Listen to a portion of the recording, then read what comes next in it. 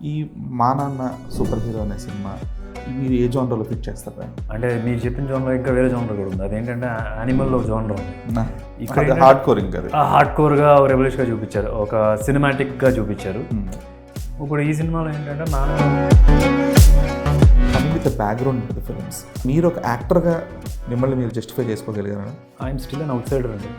But frankly say I'm very outsider. I just became part of super star family అంతే. Journey as a producer ఎందుకని ఒక్క సినిమాకే పరిమితం చేశారు? And already మనకి చాలా ప్రాబ్లమ్స్ ఉంటాయి. ఇంట్లో చాలా ప్రాబ్లమ్స్ ఉంటాయి, బయట చాలా ప్రాబ్లమ్స్ ఉంటాయి. విల్ గెట్ న్యూస్లో కొన్ని రివ్యూస్ ఎంతలా ఉంటాయి.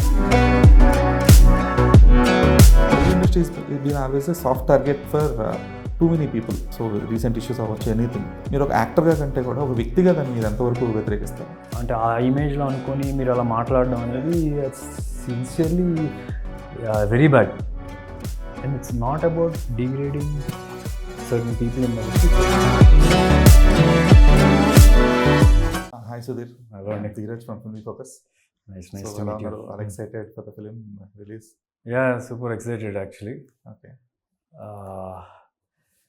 ఐ మీన్ ఏదో కొత్తగా కొత్త జోనర్ చేస్తున్న ఫీలింగ్ వస్తుంది. అంటే మనకి లవ్ స్టోరీలు ఉంటాయి కానీ జనరల్గా ఒక ఫాదర్ అండ్ సన్ మీదే టోటల్లీ ఫోకస్ పెట్టి చేసిన సినిమాలు చాలా తక్కువ. అండ్ జనరల్గా లవ్ స్టోరీలు అంటే మన హీరో హీరోయిన్ మధ్యలో లవ్ జరుగుతున్నప్పుడు పేరెంట్స్ అనేది కొంచెం సపోర్టివ్గా ఉంటారు. కానీ ఇక్కడ ఏంటంటే entire thing is father and son and అక్కడ 2-3 చోట్ల విల్ బి హీరోయిన్ సపోర్టివ్గా ఉంటుంది. సో ఒక ఫ్రెష్ సబ్జెక్ట్ లాగా ఫీలింగ్ వస్తుందని మా ఫీలింగ్. That's it. యా. ఎందుకంటే ఇప్పటిదాకా తెలుగులో తెలుగునే కాదు, ఒక మామూలు father son bond related movies ఏదైనా తీసుకుంటే ఐదర్ అది కంప్లీట్గా ఒక ఎమోషనల్ బాండింగ్ ఉంది. అంటే నాన్నకు చెప్తా కానీ, లేదంటే హైపర్ అనే సినిమా వచ్చింది, రామ్ మూవీ వచ్చింది. సో ఇలాంటి మూవీస్ అన్నీ కూడా ఏంటంటే అదొక యాక్షన్ లేదా కంప్లీట్ ఎమోషనల్ దాంట్లోకి వెళ్ళిపోయి అదొక జానర్లోకి వెళ్ళి తీసుకొచ్చింది. ఈ 'మా నాన్న సూపర్ హీరో' అనే సినిమా మీరు ఏ జానర్లో ఫిట్ చేస్తారు దాన్ని? ఆ జోనర్ అసలు రాదండి. అంటే మీరు చెప్పిన జోనర్ ఇంకా వేరే జోనర్ కూడా ఉంది. అదేంటంటే యానిమల్లో జోనర్ ఉంది.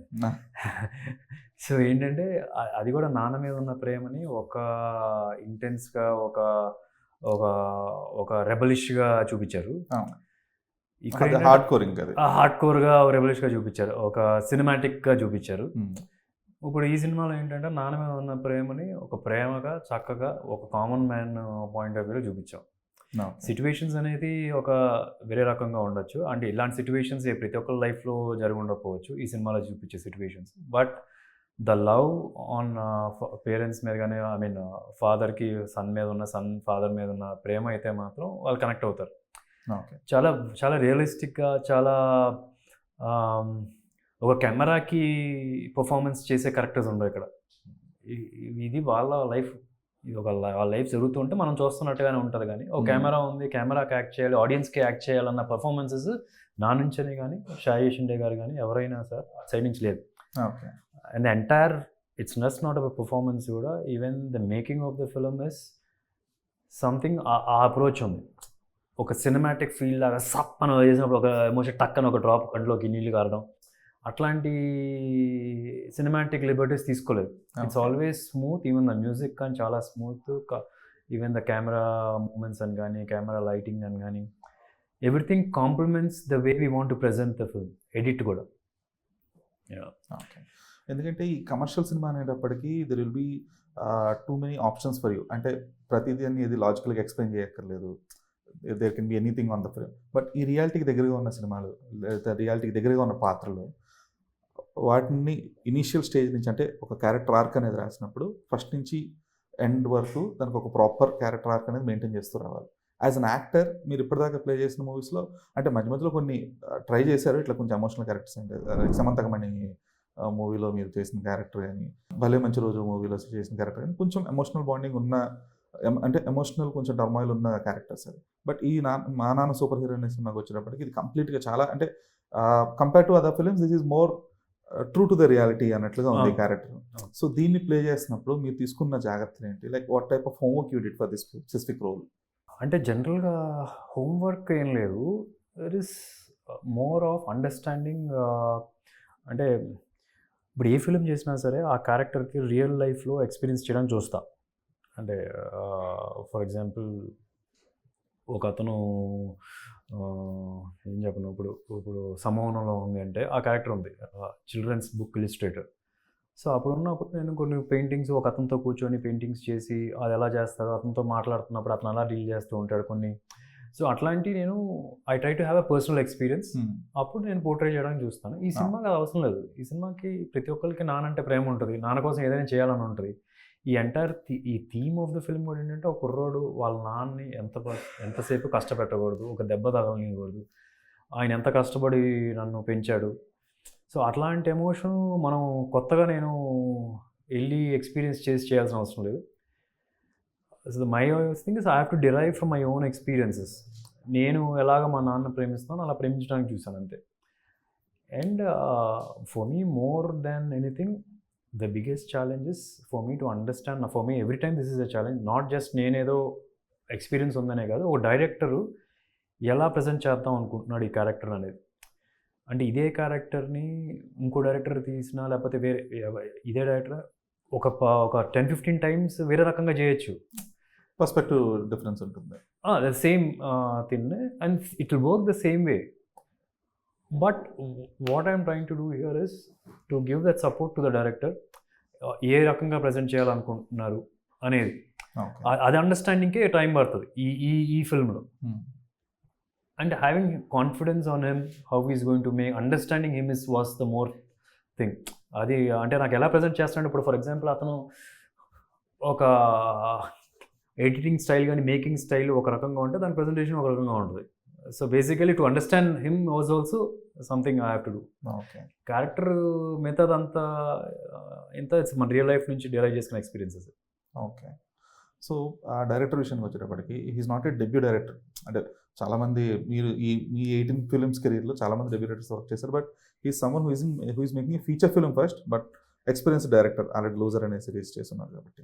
సో మీరు ఈ స్టోరీ యాక్సెప్ట్ చేయడానికి ముందే లూజర్ చూసారా, లేదంటే ఇతనితో ఇంటరాక్ట్ అయిన తర్వాత చూడడం జరిగిందా? నేను లూజర్ బిఫోరే చూసాను. అసలు ఇతనితో పరిచయం లేక బిఫోరే కోవిడ్ టైంలో చూశాను. అప్పుడు మేము స్టార్ట్ అయ్యే టైంకి సీజన్ 2 కూడా వచ్చింది. సీజన్ 2 దీన్ని డైరెక్ట్ చేయలేదు ఎక్సెప్ట్ ఫర్ 1 ఎపిసోడ్ అంతే. సీజన్ 1 దీన్ని డైరెక్ట్ చేశాడు. I liked it. అంటే the way he was dealing the emotions కానీ, ఆ కాన్ఫ్లిక్ట్ పాయింట్ని ఎస్టాబ్లిష్ చేసేది కానీ చాలా బాగా చేశాడు. నాకు ఫస్ట్ 1 or 2 డేస్లోనే I was very comfortable. I understood అసలు హోల్ హార్టెడ్గా మనం వదిలిపడేసేయచ్చు ఈ సినిమా అయితే. And this is one film నేను కొత్త డైరెక్టర్తో వర్క్ చేసినప్పుడు always have my hands on checking here and there. At least కొద్దిగా అక్కడ తప్పులు అవుతున్నాయి అంటే కొన్నైనా కరెక్ట్ చేయడానికి చూస్తాను. I definitely can't make a film hit by involving. But ఈ సినిమాలో చూస్తే కనుక అబ్సల్యూట్లీ హిస్ క్రెడిట్. టీమ్ కానీ అందరినీ చూస్ చేసుకోవడం కానీ, పర్ఫార్మెన్స్ అని కానీ, everything is that's because I believe somewhere అతనితో కాన్వర్జేషన్స్ చేసేటప్పుడు నాకన్నా అతి జాగ్రత్త పడడం అనేది తెలిసింది. అంటే జనరల్గా మనకి రీడింగ్ సెషన్, ఇప్పుడు ఏదైనా ఒక సినిమా స్టార్ట్ అవుతుందంటే వింద్రజంటి గారి దగ్గర కానీ ఎవరి దగ్గర అయినా సరే రీడింగ్ సెషన్స్ అని ఉంటాయి. అంటే అందరు కూర్చుంటారు, లేకపోతే అట్లీస్ట్ డైరెక్టర్తో పాటు మన డైలాగ్స్ చెప్తే మిగతా డైలాగులు ఆయన చెప్తుంటారు. ఒక చిన్న కాన్వర్జేషన్ ఒకసారి to understand the character out. But ఈయన ఏంటంటే ఎవ్రీడే ఇంటికి వచ్చేస్తాడు. రేపు షూట్ అనగానే ఎవ్రీడే ఇక్కడ ఇంట్లో ఉంటాడు. అలా నా ఒక్కడితోనే కదా, ఇప్పుడు మాది 4-5 క్యారెక్టర్లు కాబట్టి 4-5 క్యారెక్టర్ల దగ్గరికి వెళ్ళిపోతాడు, ఆ హోటల్కి వెళ్ళిపోతాడు, అతనితో మాట్లాడదు. ఈ సీన్ ఎవ్రీ ఒక పాయింట్లో నాకు ఏంటి ఇతను నా మీద నమ్మకం లేదా ఏంటి అని అనిపించేది. అప్పుడు హీఈస్ ఆల్సో ఆ కాన్వర్జేషన్స్లో he's also trying to understand how he's going to portray, నేను ఎలా పోర్ట్రే చేయబోతున్నాను. And he use to correct certain things ఆ కాన్వర్జేషన్లో. So and based on that he use to prep for how to present this scene. So అలాగే నేను ఎవరిని చూడలేదు అసలు ఇలా ఇంత పేషెన్స్గా. Almost I'm literally not joking. Every schedule, ఇప్పుడు 4-5 రోజులు షెడ్యూల్ ఉంటుంది, దానికని పెద్ద షెడ్యూల్ ఎప్పుడు చేయలేదు. ఎవ్రీ టైం వచ్చేస్తాడు. ఆ రోజు ఈవినింగ్, పొద్దున ఒకరి దగ్గర, సాయంత్రం అయితే ముందు చెప్పేస్తాడు. ఇంకా మాకు సినిమా షూటింగ్ అయ్యే లోపల నాకు తెలుసు ఒక రేపు షూటింగ్ ఒక డేకి వదిలేసామండి. సో నాకన్నా ఎక్కువ జాగ్రత్త పడు ఈ కన్నా I can never go mistake. నాకు నేను జనరల్గా where I go something is negligence ఉంటుంది. కొత్త డైరెక్టర్స్ ఎస్పెషల్లీ అది సరిపోద్ది అనుకుంటూ ఉంటారు. ఆ నెగ్లిజెన్స్ ఉండకూడదు. You have to be careful, consult, discuss. And take everybody's opinion, okay then decide what is right. అలాంటివి చాలా సేఫర్గా ఉంది. ఓకే. యాజ్ అన్ యాక్టర్ మీరు ఎంతవరకు ఎవాల్వ్ అయ్యారు అనుకుంటున్నారు since your start SMS movie నుంచి ఇప్పటికి? ఎంత ఇవాల్వ్ అయినా మీరు చూసి మీరు చెప్పాలి నాకు. But I'm sure I'm going, everybody gross with every film, every character they do. కాకపోతే నాకు ఫస్ట్లో ఉండే భయం కొద్ది తగ్గింది. అంటే భయం ఏంటంటే ఫస్ట్లో ఉన్నప్పుడు ప్రతి ఒక్క క్యారెక్టర్ ఈ క్యారెక్టర్ ఎలా చేస్తాను అని ఒక భయం ఉండేది. కాకపోతే ఒక ఎఫర్ట్ పెడితే అది వచ్చేసేది. సో ఇప్పుడు ఈ స్టేజ్ ఏ స్టేజ్లో ఉన్నానంటే భయం ఉంటూ భయం కామను, అది మనం చేసేస్తాం. అది మనం ఎలాగో గ్రౌండ్ వర్క్ చేస్తాం కాబట్టి వచ్చేస్తుంది. సో ఆ భయం ఉన్నా సరే అచీవ్ చేయగలం ఒక నమ్మకం కూడా వచ్చింది. Okay. Choosing of scripts based on Yes. Audience need అనగా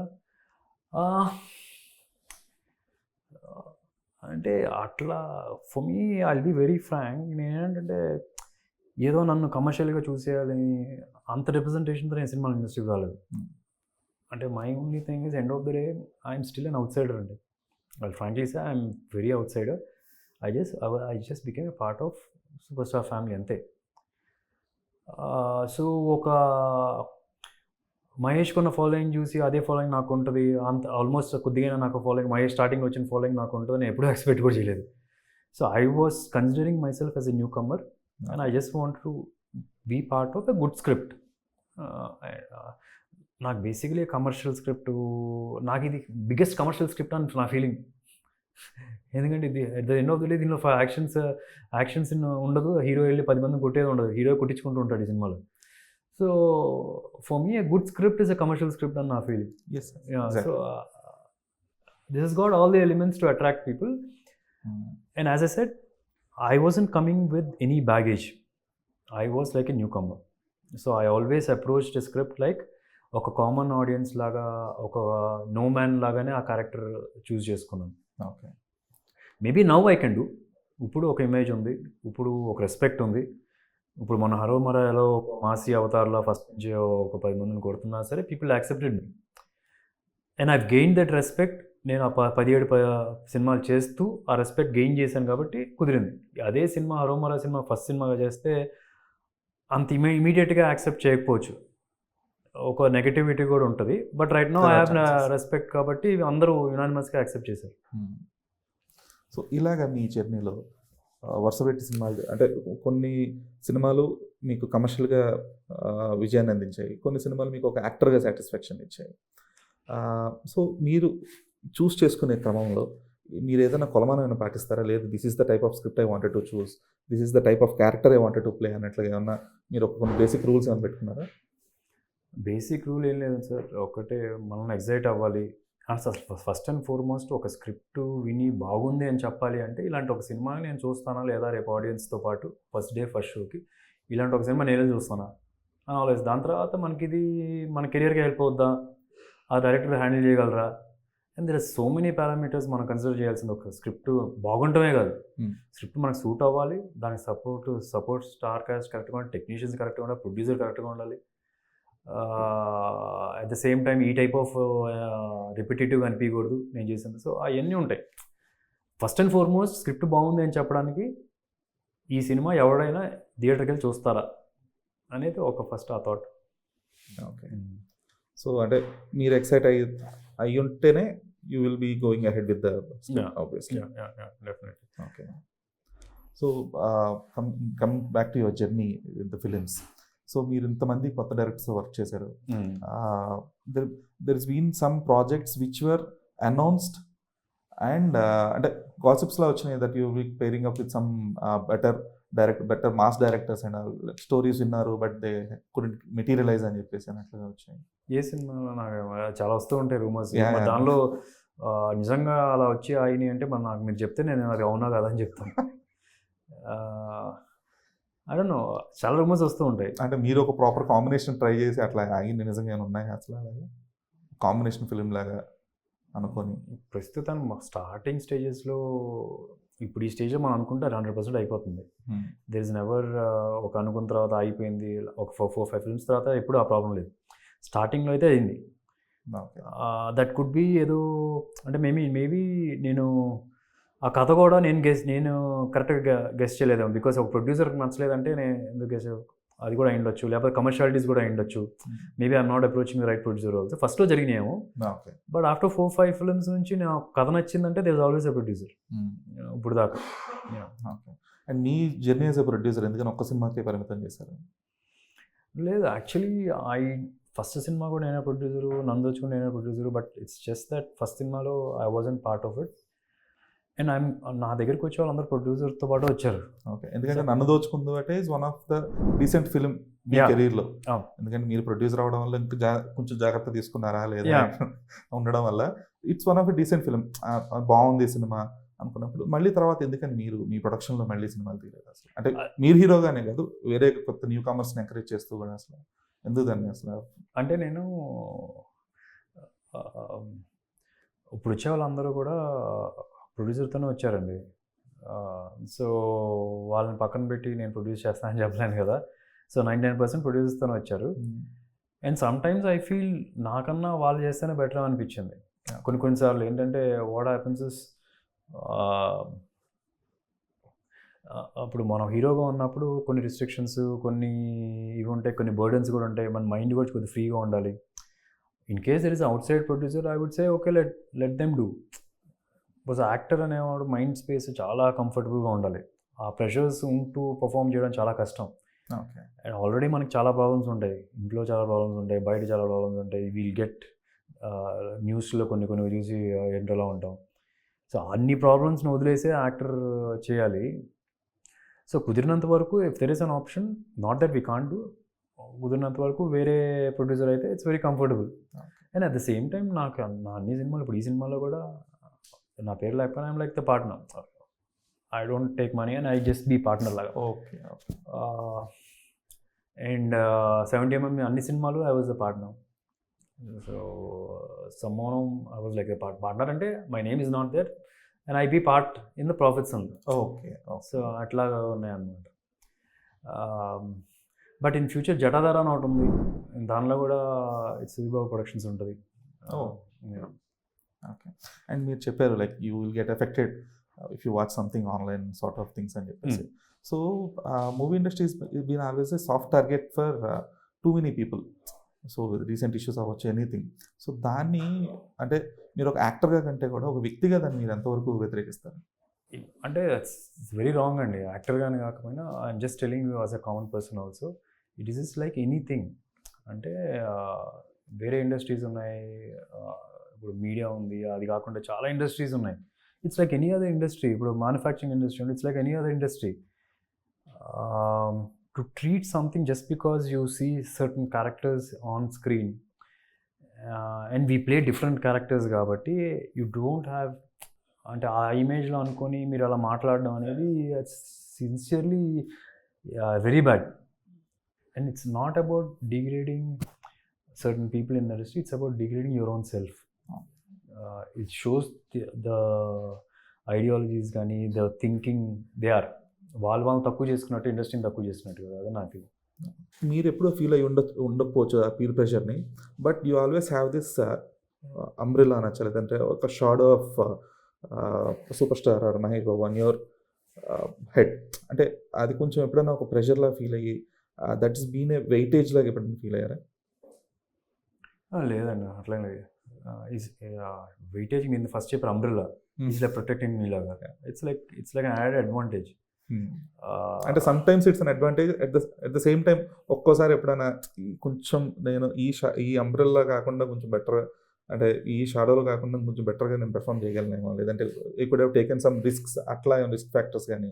there are plus and minus అండి. ఇప్పుడు ఫ్యామిలీ నుంచి వస్తున్నారు, మహేష్ బాబు ఉన్నారు, అందరూ ఉన్నప్పుడు ఒక నెగిటివ్ కూడా చూసేవాళ్ళు ఉన్నారు. ఇప్పుడు ఫ్యామిలీ నుంచి ఒకటి వస్తున్నప్పుడు ఈయన చూడాలి, ఒక నెగిటివ్ ఉంటుంది. అట్ ద సేమ్ టైం మీరు నాకు చెప్పినట్టు ఒక ఇమీడియట్ ఆడియన్స్ కూడా ఉంటారు. So there plus and minus రెండు ఉన్నాయి. But after doing so many films and all that is gone. First initial 2-3 సినిమాలకి అది ఉంటుంది, కానీ end of the day what you are. ఎస్. అండ్ ఫ్యాన్స్ కూడా పిచ్చోళ్ళు కాదు సార్. అంటే మహేష్ బాబుని చూసి నువ్వు కూడా అంత గొప్పవాడు అని అనుకోరు.